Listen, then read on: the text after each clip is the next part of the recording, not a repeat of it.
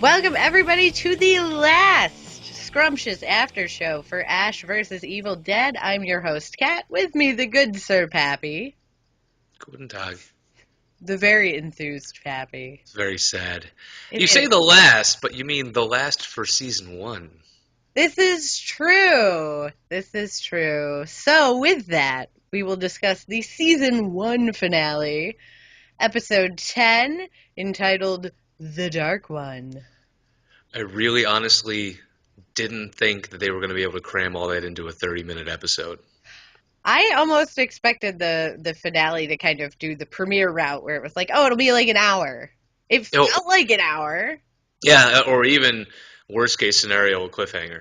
Because I'm like, there's no way. Because as the episode was moving on, it was introducing more stuff. Like finales generally don't do that. They wrap up everything. What's with the creepy kids with no eyeballs? What's with all of this stuff going on? Why is Pablo coughing up a placenta? Yeah, why is Pablo giving birth through his mouth? I don't understand. Great episode for quips. I'll just say that right off the bat. And, non-linear.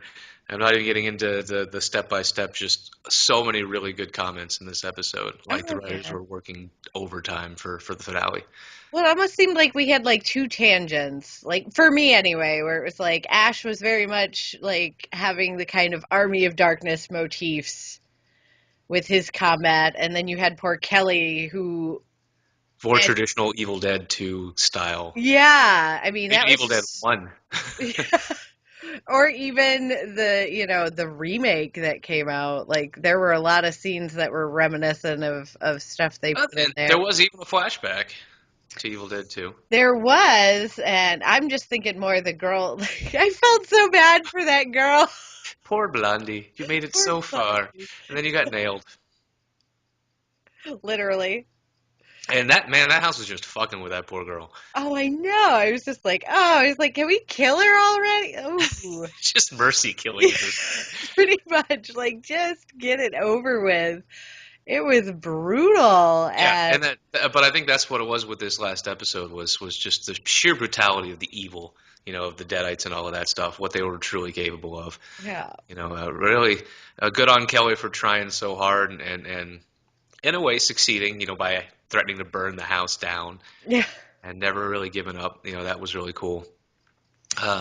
Pablo, I still want to know what's up with that medallion. I mean, did it give him the extra power to kind of fight the book that whole time, like he was doing, regaining control of himself here and there?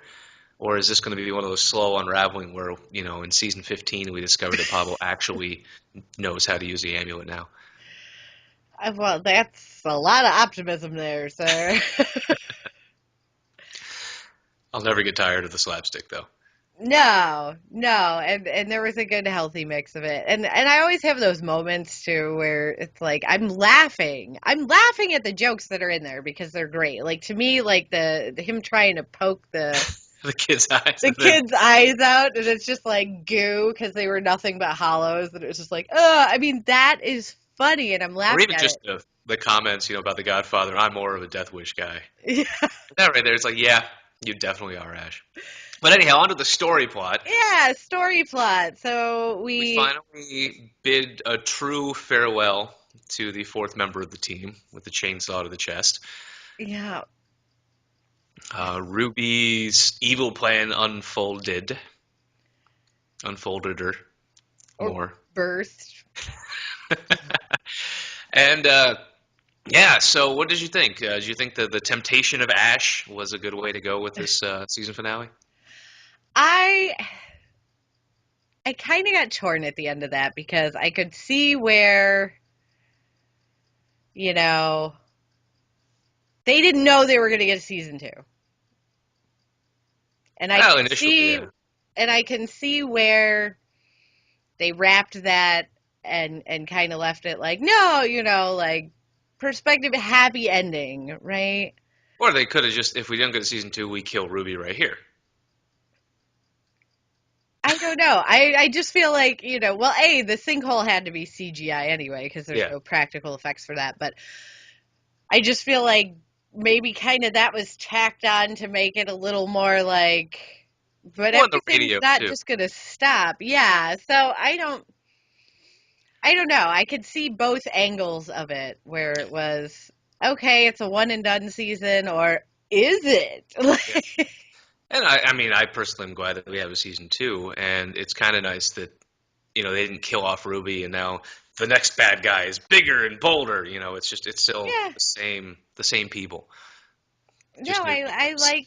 like where we left it. I'm pissed because now what, 9 months Yeah. till Well, it'll probably premiere again next Halloween because that's why what I not? anticipate. Yeah. Yeah. So yeah, And I'm very much riding that train of like, ah, like, I have to yeah, wait. only 10 weeks out of 52, so that's a long wait for the next one. Yeah. I hope maybe they will give it a little bit more. I feel like that could have handled being like a 12 or 15 episode season, Yeah. but And I mean, well, outside of the episode talk, their metrics seem to be pretty good for the channel versus the number of watchers, because it's not like Stars has 500 million viewers worldwide or anything like that. So their viewers per subscriber is pretty good. I mean, in our case, they might have 2 views per subscriber. Ah. no, hey, I pay for it. Yeah, I pay for it. Like, and I appreciate that. full disclosure, I pay for it. Yeah, like, we obtain everything Legally, legit, yeah, legit and legally here at Scrumptious Unscripted, and, we just enjoy the kindness of the way the channel's set up. well, that, and we enjoy the kindness of getting a little bit of a pre-screen via that setup too. So, Yeah, yeah. Being able to record this. yeah, so it's very nice for us. But I think on a whole, I loved this season. I loved the series. Minor nitpick complaints, really.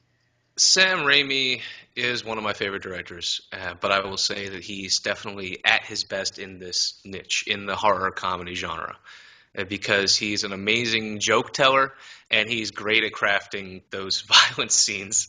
I said, the poor Blondie, man, like covered in gore, beat up, with the Leg eyeball. re-broken. Yeah, Kelly had to get rinsed off like 3 times during the episode because there's just so much blood and gore going on Oh around her. yeah. No, I mean it was just the amount of gore, and I was trying to explain it to somebody. It's like, yes, you can still have that amount of gore and be funny, but Because there's a it's way to how you have do the gore. it. Yeah. Yeah, it's how you have the gore. It's not just like screaming and crying and viscera. It's blood splatters. But I look at something like this episode in particular, and if we didn't have those little comedy, sound Oh, it would have clips, been that would have been a just brutal and yeah, terrifying thing yeah, to watch. yeah. I think that would have been like borderline unwatchable if you didn't have those moments of comedy. Yeah. If that was And, all super serious like that, ooh. yeah. I'll say when the book possessed Pablo, he was finally a decent fighter. So, what do you Except for think? being able to choke somebody out. He took like 6 minutes. I'm choking her I'm as lightly as choking I her can. as daintily as I Well, he possibly didn't want to can. kill her, so maybe Well, he was just yeah. using. I will just lightly Yeah, I'm just gonna just squeeze forever. yeah. Not so much killing you as slowly putting you to sleep. Good night. Oh god. What did you think about the final choice?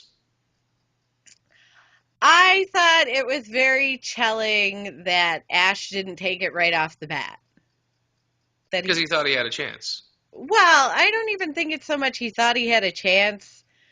It's just unfinished business. There were still, Kelly and Pablo were still out there. And I loved the whole, like, my Pablo's down there. Then he gets Concept. found. Pedro, I'm coming. you know, it's this stupid little stuff like that that really, like, So Ash is motivated not so much from saving the world, but from those few people that he cares about. He wants to make sure that they're safe. yeah. Now, I thought maybe he missed the boat a little bit on being like, hey, could you bring, like, Amanda back? Yeah, but I don't think that she had the power to undo death. I think he Yeah, I don't think because it's not like she magically sent them to Jacksonville. They just got no. They just got you're the free to go. reprieve to go. Yeah. Yeah. I'm not a bank. And I want $10,000, and I love like that's just Ash in a nutshell, where it's just like, Yeah, he's like, since we're making wishes come true, hey. yeah, like, hey, since we could ask you for anything, but then he would ask for $10,000, like instead of like, hey, can you give me a condo in Jacksonville or anything? But no, I thought it was very telling that he was like, no, no, no, Pablo and Kelly come with me. It's not just the all about him show, and I'm very curious to see how our little band of Yeah, misfits do they even make it out of Michigan in season 2? Yeah, the burning question. Does Michigan just like form a giant sinkhole and these demons spawn come out? You wouldn't notice. You said it, not me. Um, And maybe the water would be even more, would finally be drinkable in Flint. Who knows?